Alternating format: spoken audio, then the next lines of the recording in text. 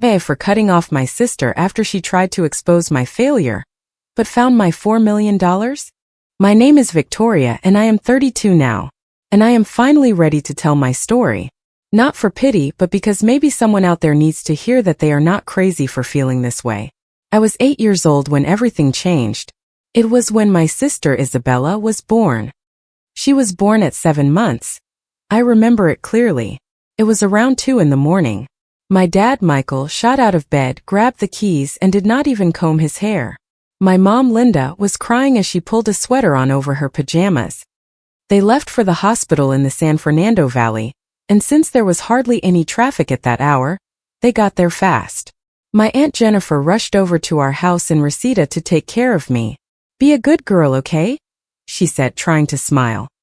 Everyone was worried about the baby, and honestly, so was I. I did not really understand what premature meant, but I saw the adults' faces and my stomach would clench. Isabella survived, yes, but she was left fragile. The kind of kid where any little cold becomes a scare. And my house turned into a strange mix between a hospital and a bunker. There was bleach, disinfectant spray, and hand sanitizer in every corner.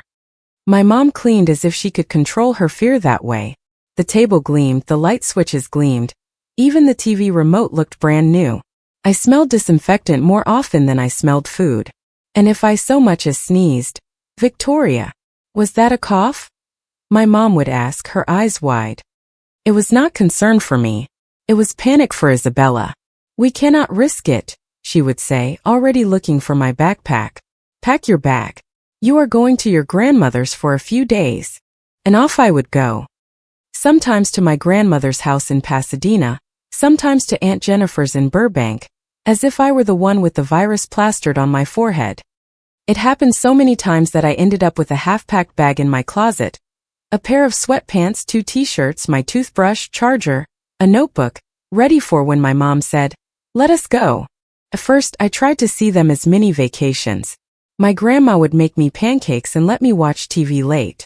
Aunt Jennifer would take me for ice cream at the mall. But over time, it stopped feeling like a break and became an exile. I would come back to my house, and it was not my house anymore. It was Isabella's house. So I focused on what I could control: school. I dove in. I got straight A's, joined the debate team, and won a district-level science fair. It was my way of saying, "Look at me," without saying it. But it all seemed small next to Isabella's life. "Mom, I won first place at the fair," I told her once, holding up the trophy with both hands, as proud as if I were showing her a medal. Linda did not even touch it. "Did you wash your hands?" she snapped, wrinkling her nose. "Isabella has a bit of a runny nose today." And then, as if I were a piece of luggage in the way, "Pack your bag. You are going to your grandmother's." The worst part is that when Isabella turned 7, she stopped getting really sick, as if something just clicked into place. She no longer lived with an inhaler, no longer ended up in the emergency room every month. But at home nothing changed. My parents had been protecting her for so many years they did not know how to stop. And Isabella learned quickly that if she put on an "I feel sick" or "I have anxiety" face, the world would move to clear a path for her. Middle school and high school, which were supposed to be my time, became the Isabella show. I remember a parent-teacher conference in high school perfectly, one of those afternoon meetings. My chemistry teacher, Mr. Carter, was happily talking about me. "Your daughter has talent," he told my parents. "She could compete for a major science scholarship. Seriously, she has a future." I was standing beside them with my folder, feeling for the first time that maybe, just maybe, they would look at me the way you look at someone important. And just then my mom's cell phone rang. Linda answered in that soft little voice I could never manage. "What is it, sweetie? What is wrong?" You could hear Isabella crying on the other end, putting on a full performance. "I cannot find my pen for my homework, and the one you gave me is ugly, and the babysitter will not help me." My mom was already putting her purse away. "We will be right there, my love. Do not worry." My dad did not even ask. He stood up too. "Excuse us, Professor, it is just that," Michael said, as if the explanation were obvious. And they left. They left me standing there with Mr. Carter, who looked like he did not know what to do with his hands. He gave me a small pat on the shoulder. "Hang in there, Victoria." I smiled, but inside I was burning. After that, my parents stopped coming to my events. They said it was better that way because there was always a risk Isabella would throw a tantrum or feel sick. When I won the state debate championship, they did not even put the trophy in the living room. She gets nervous when she sees other people's achievements, my mom said, tucking it into a drawer as if it were something shameful. Why provoke her? My university acceptance. That should have been a party, right? I got a full scholarship. I got into California State University on academic merit, whatever you want to call it. I was floating on air. I got home, and before I could even finish speaking, Isabella let out a little laugh at dinner. So you are finally leaving, she said, and served herself more mashed potatoes as if it were nothing. That way I can turn your room into my gaming paradise. I want 3 screens, lights, everything. My parents did not scold her, not even a hey. They just laughed nervously as if it were a joke. I started counting the days until I could leave. College flew by, but only because I did everything I could to avoid going back. I would stay at the library on campus at a friend's place. I only went home for those obligatory family dinners where Isabella dominated the table, recounting her drama of the week while my parents listened as if it were the evening news. At 23, I graduated and got a corporate job, the kind with dress pants and an ID badge. It looked good on my resume, but the salary was just average. It was enough to rent a tiny apartment in the metro area and buy grocery store sushi once in a while, and that was it. But for me, having my own space was like winning the lottery. No one was going to send me to grandmother's. No one was going to tell me not to cough. One day on my lunch break, I was scrolling through social media on my phone and saw an ad for an investment course, the kind you usually ignore. I was about to scroll past, but I do not know what stopped me. The course was not cheap. It cost several $100s, but it was within my reach if I tightened my belt and ate instant noodles for a whole month. I paid for it. And I am not exaggerating. That course changed my life. The instructor, Brian, explained things without any fluff, like he was just chatting with you at a table but with numbers. He taught me not to jump in like a maniac, to understand risk, not to put everything into one basket. Out of excitement, I started small, $500 here, another $500 there. I read the news, watched trends, and learned not to panic when everything dipped. I became obsessive, but in a useful way, as if my life depended on it. My first big hit was with a small artificial intelligence company almost no one was paying attention to. I put in a chunk of money that was huge for me, and in a few months it multiplied. I remember looking at the number and blinking, as if it had to be wrong. Then came a biotech company that skyrocketed. Then a well-calculated move that left me with a ridiculous profit. Little by little, my side income started to be more than my 9-to-5 salary. Until one day at my desk, with a report I could not care less about in front of me, the platform notified me that an investment had hit my target price. I did the math and laughed, one of those nervous laughs. My monthly earnings were already more than triple my salary. That morning, I wrote my resignation. Just like that, without any drama, I left the corporate world and dedicated myself to investing full-time. And I did not tell my family. I do not know why I kept going to those Saturday dinners in Reseda. Habit, I guess, or a foolish hope that one day they would actually see me. I would show up, sit down, pick at my mom's overcooked chicken, and listen to them go on for a full hour about Isabella. Victoria, are you still at the corporate job? Linda would ask occasionally, like someone asking about the weather. Yep, still there, I would reply. And their interest would be gone before I even finished the sentence. It was easier that way. Isabella was the star of every dinner. When she got into the University of Southern California, my parents talked about it as if she and the entire family line had been accepted. It is so expensive, my mom would sigh, but proudly. But Isabella deserves the best. We took out a bank loan for her tuition, my dad would say, looking tired. It is for her future. Isabella was always saying things like, my roommate has a designer bag. Everyone there travels. You can tell who comes from a good family. The subtext was clear. You are not one of them, Victoria. One night, I arrived to find my mom crying over bills. My dad was at the table with papers, glasses, and a calculator. The property tax went up, Michael muttered. And the loan payments have started to hit hard. I do not know what we are going to do. I watched them struggle. I remembered all the times they put me second, and still they were my parents. That same night, from my apartment, I scheduled a monthly electronic bank transfer of $2,000 to their account. When I told them, my mom hugged me. A real hug, one of those that is not just an obligation. Victoria. Thank you, my love. This saves us. Foolishly, I thought maybe things will change now. No. A few dinners later, I was washing a glass in the kitchen and heard them talking in low voices. From what Victoria sends, we need to set some aside for Isabella, Linda was saying. About $300 at least. The poor thing feels so out of place with all those rich people. Yeah, Michael answered. So she can buy herself something nice, some good clothes, whatever. So she does not stick out. I froze. It was not to pay for the house, it was not for food. It was so Isabella would not look bad. I wanted to go in there and scream everything at them, that I was not an employee anymore, that I earned more than they could imagine, that they had no right. But I did not. I went and sat down and swallowed my anger in silence. At 29 I was sick of renting. My portfolio had grown more than I even allowed myself to believe. And I wanted something of my own. No landlords, no yearly rent hikes, no asking for permission. I searched for months until I found an apartment in Studio City, on a quiet street, in a building with security. Nothing ostentatious, more like one of those older but well-kept places with good windows, good light, and the kind of silence that lets you breathe. I bought it in cash. No loans, no mortgage. The day they gave me the keys, I stood in the empty living room and listened to the sound of my footsteps on the floor. It was a simple sound, but to me it was peace. When my mom called to see how I was, which really meant to talk about Isabella, I mentioned in passing that I was moving. Did you find a cheaper rent? She asked distractedly. I moved to a better place, I said without going into detail. Well, just do not get yourself into debt, honey, she said. Jobs are so unstable right now. I bit my tongue to keep from laughing.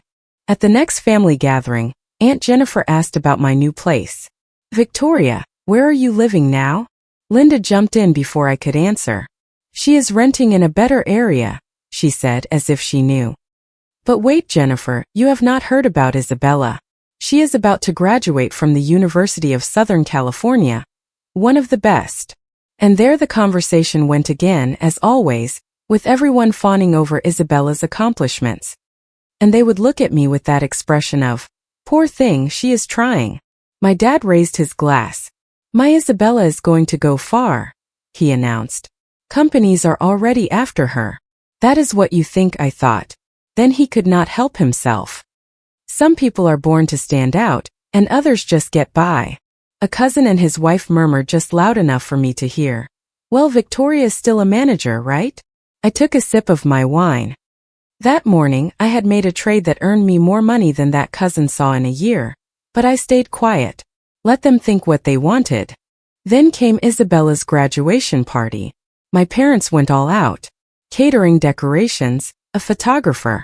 And yes, they paid for it with the money I sent them for the bills. I noticed, but I was used to it by then. Isabella paraded around in her cap and gown like a queen. She saw me near the drink table and quickly approached with one of those smiles that is not a smile. Did you see? She said, practically shoving the diploma in my face. The University of Southern California. Not like your public university. I blinked. Easy, congratulations, Isabella. That is great. She was offended. Are you not even a little bit jealous? She stared at me, her need to feel superior trembling in her voice. I already have interviews with big companies, she continued. I am not going to end up a mediocre office worker like you. I could have said so many things. About the paid-off apartment, about my investments. But honestly, why bother? I shrugged and walked away. I left her standing there, holding her diploma high, as if it could cover up her insecurities. 3 months later, Isabella was still jobless. The story about companies fighting over her turned out to be just that, a story.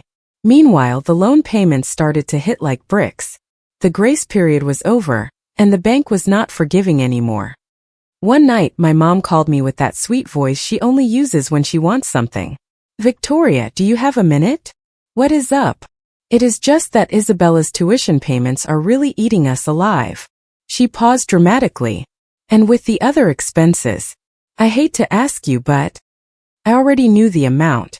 If you could increase your help to $4,000 a month, honey, It would truly be a blessing. I thought of all the times they ignored my achievements. I thought of all of Isabella's taunts. And then I thought of my numbers, of how comfortable my account was. Fine, I said, and felt the weight of my own decision in my chest. It will start next month as usual. It is already scheduled. Thank you, my love. Thank you, Linda said, and before she could even hang up, I heard her already planning. This way we can pay the bank and buy Isabella some good clothes for her interviews, the poor thing. A few weeks later, Isabella got a job at a company where the HR director was an old friend of my dad's. The classic favor, the famous, "I am sending her your way, take care of her." Ironically, they gave her a title that sounded big. Coordinator. One Sunday, I stopped by my parents' house and found her sprawled on the couch, scrolling through apartment listings on her phone with the face of a martyr. "Everything is so expensive," she complained without looking up. "I cannot believe I still have to live here with you guys. It is so embarrassing. You could look for something smaller," I suggested. "Or a little farther out. Like toward Burbank." She looked at me as if I had suggested she live on a rooftop. "I need to be in a good area, Victoria," she said. "You would not get it. Some of us have standards." I looked around my parents' modest living room, with the old ceiling fan and the same dining set they had always had. And there she was, living rent-free, demanding Beverly Hills. I said nothing. "This is temporary," she continued, tossing her phone aside. "I am not going to stay a coordinator forever. I have potential." The end of November was approaching, and my mom went into her stressed-out hostess mode.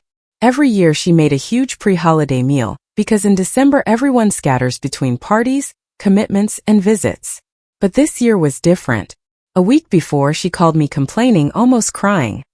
"I do not know what I am going to do," she said. "I hurt my back taking Isabella's clothes out of the dryer, and I can barely stand up straight. How am I going to cook for so many people?" I closed my eyes. Of course, her back from Isabella's clothes. "Leave it to me," I told her. "I will order food from a restaurant. Have it all delivered." "You are such a good daughter," she sighed. "I do not know what we would do without you." On the video call, I saw Isabella in the background, rolling her eyes, as if my very existence ruined her day. The day of the family meal arrived. The food was delivered at 1 o'clock, right on time. Platters of food, fresh rolls, sides, desserts. I helped set the table while my mom complained about her back, and Isabella offered her opinion on everything. "Catered food is never as good as homemade," she would say, making a face. "And that sauce, who knows if it is spicy?" I had brought my laptop because the Asian markets were opening that afternoon and I had some moves I wanted to monitor. I left it in my old room in a corner with the platform open, thinking I would just pop in quickly, check, and be done. The gathering started normally. The food, honestly, was better than what my mom usually cooked when she was stressed. People were eating happily, talking, laughing. And Linda, as always, needed to be the center of attention. "I was so worried about the food," she said loudly so everyone could hear. "But Victoria took care of everything, and look how lovely it is." "What a nice gesture," Aunt Jennifer said, smiling at me. "That could not have been cheap, right?" "It was nothing," I answered quickly. "The important thing is that we are together." My mom, for the first time in years, spoke well of me with pride. "Well, she is doing well at her manager job," she said. "She helps us out a lot." I saw Isabella's face. It hardened, her smile vanished. She pushed her chair back and left the dining room. Another tantrum, I thought. But this time she was back sooner. She returned carrying my laptop with both hands like a trophy. She had a little smirk that chilled me to the bone. "All right, everyone," she announced, raising her voice so everyone would turn. "Since Victoria is so generous, let us see how well she is really doing." I stood up abruptly. "Isabella, no." But she did not care. She turned the screen toward the table. The platform was still open. The dining room fell silent. That heavy, uncomfortable kind of silence. You could hear the kitchen clock ticking and the hum of the refrigerator. The color drained from Isabella's face. She literally turned white. Her hand was trembling. "What does it say?" my mom asked, getting nervous. "What are you looking at?" Isabella swallowed hard. Her voice came out small, as if she were suddenly that fragile little girl again. Total investments, $4 million. A fork clattered onto a plate. Someone let out a "no way." Aunt Jennifer leaned in, squinting. That has to be a mistake. Victoria works in an office. I took a deep breath. There was no point in lying anymore. I left the corporate job years ago, I said slowly. I am an investor. I learned, I dove in, and I did well. Are you telling me you are rich? Isabella blurted out, her voice breaking. I looked around. Shocked faces, wide eyes, mouths hanging open. I have done well, I repeated. Yes. And that is when my mom exploded. $4 million? Linda screamed, jumping to her feet. And you have let us struggle all this time? I stared at her, incredulous. Struggle? Mom, I send you $4,000 a month. $4,000? She shrieked, as if it were pocket change. You are a millionaire, Victoria. Your sister has debts. We have bills. The house. How can you be so selfish? My dad joined in, his face red. We raised you better than this, he said. You cannot be hoarding money while your family suffers. Something inside me snapped. Years of being the one in the way, the one sent to grandmother's, the one who should not provoke Isabella. It all came rushing back. Hoarding. I let out a dry laugh. What are you talking about? Where were the savings for my university? Oh, right, they did not exist because everything went to Isabella. My mom looked at me with pure hatred. That is different. Different how? I raised my voice. I went to a public university on a scholarship. I paid for my own things. I worked my butt off studying. And not once did you ever ask me if I needed anything. Isabella needed it. Linda screamed like a broken record. Isabella, Isabella, Isabella. Exactly, I said. Always Isabella. An aunt from the other side of the table tried to restore order. Linda, please, that is enough, she said, clutching her napkin. We have guests. My mom completely ignored her. If you have that much, the least you could do is send us $10,000 a month, she spat, without a hint of shame. We are your parents. I was frozen and then I started to laugh. But it was a laugh of rage. $10,000, I repeated. For what? So you can keep paying for her whims? So Isabella does not look bad in front of her friends. I turned to look at my sister. She was not smiling anymore. She was small in her chair, her face wet, ready for her favorite move. You wanted to expose me, I said to her. You wanted to prove I was a loser. Well, look at this surprise. The sister you despise is the one who has been supporting you. Isabella sobbed. I did not know. And you were not interested in knowing, I replied. Another uncle let out a long, awkward sigh, as if he wanted to disappear. That is enough, he muttered, but did not get involved. My mom attacked again. It is your obligation to help your family, she said, as if passing a sentence. You are so ungrateful. I walked over, took the laptop from Isabella's hands and closed it. My obligation ended the day you decided Isabella was the only daughter who mattered, I said, not yelling but firmly. Remember when you used to send me away if I sneezed? When you did not come to my events? When you hid my trophy? It ended there. Aunt Jennifer tried to smooth things over. Okay, let us all calm down. But there was no calm left. Linda and Michael started talking over each other, mixing accusations with guilt trips. After all we did for you. And how dare you? I did not say another word. I grabbed my things and walked out. As I walked to my car in the cool night air, I could hear my mom yelling from the doorway, as if she could still control me with the volume of her voice. That night, before I got back to my apartment, my phone started buzzing non-stop. Texts, calls, voice messages. First, they were demands, then they turned to emotional blackmail. You are our daughter. Your father is doing very poorly. Your mother cannot sleep. Your sister is a complete mess. I answered a couple, trying to explain, trying to make them understand, but it was like talking to a brick wall. They did not want to understand, they wanted access. And then my mom took to Facebook. She posted a novel-length text about how painful it is to discover your older daughter is a millionaire, and still lets you struggle, that I refuse to help my sister with her debts, and that money changes people. She finished with, "Pray for Victoria." The comments filled up with people's opinions. Neighbors, acquaintances, ladies who saw me once as a little girl. What a hard heart. I always knew that girl was strange. How could you abandon your parents? My mom liked every single one and posted crying emojis, replying, "Thank you for understanding." The people who were at the dinner who saw the scene, they stayed silent. But silence is no match for gossip. That is when something in me said, enough. I opened the platform. I saw the scheduled monthly transfer of $4,000 to my parents, the one that was supposedly nothing, and I canceled it without a second thought. Then I sent one last message to my mom. It was simple. I have canceled the transfers. I will no longer be your ATM. Do not contact me. They did not understand, or they did not want to. The calls escalated. Isabella started calling from different numbers. My dad left long voice messages about duty and family. The family group chat became a circus, and my mom continued her campaign on social media. I blocked everything. Numbers, emails, accounts. But I knew they would not just give up. I live in a building with a security guard. The next day I went downstairs and spoke with him, Frank, a serious man who recognized me. "Frank, I need you to not let 3 people in," I said.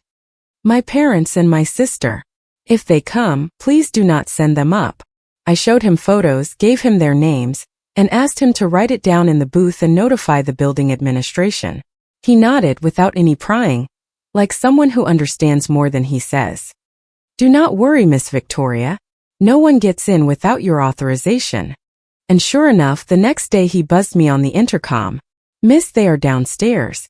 They are making a scene." I looked at the security camera. There they were. Linda, Michael, and Isabella. My mom was pointing at the door as if she owned the building. My dad was gesturing wildly. Isabella was crying. Of course, Frank did not let them in. They were yelling that they would call the police, that I was their daughter, that they had a right. I did not go down. I sat in my living room, and for the first time in a long time I felt calm. That night, I opened my computer and started looking for houses outside the city. Not out of fear, but out of exhaustion. I wanted fresh air, I wanted real distance.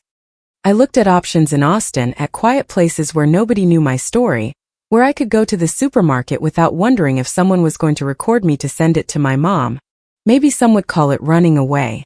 I call it setting boundaries. They had years of opportunities. Years to see me and not see me, to choose Isabella again and again, to make fun of me, to minimize me, to use me when it was convenient. And when they accidentally saw my real numbers, they did not feel pride, they did not feel forgiveness. They felt rage, because in their minds that money was already theirs. Now, as I look for a new place and close doors I was once afraid to close, I feel something I never thought I would feel when it comes to my family: relief. Sometimes the healthiest thing you can do is walk away. Even and especially when the ones who hurt you share your blood. Comment. Hey everyone, this story really made me pause and reflect. I've learned that protecting your own peace is never selfish. It is necessary. You have the right to set firm boundaries when your kindness keeps being taken for granted. Choosing yourself after years of being overlooked is actually an act of deep self-respect. True healing often starts the moment we stop sacrificing our well-being to keep others comfortable. Being responsible includes taking care of your own heart and future first. Sometimes stepping back is the healthiest decision you can make for everyone involved. I hope this reminds you that it's okay to choose calm over chaos in your relationships.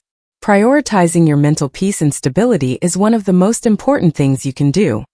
Remember, you deserve a life where your efforts are valued and your boundaries are respected. If you liked it, don't forget to leave a comment and support the channel by subscribing. See you in the upcoming stories.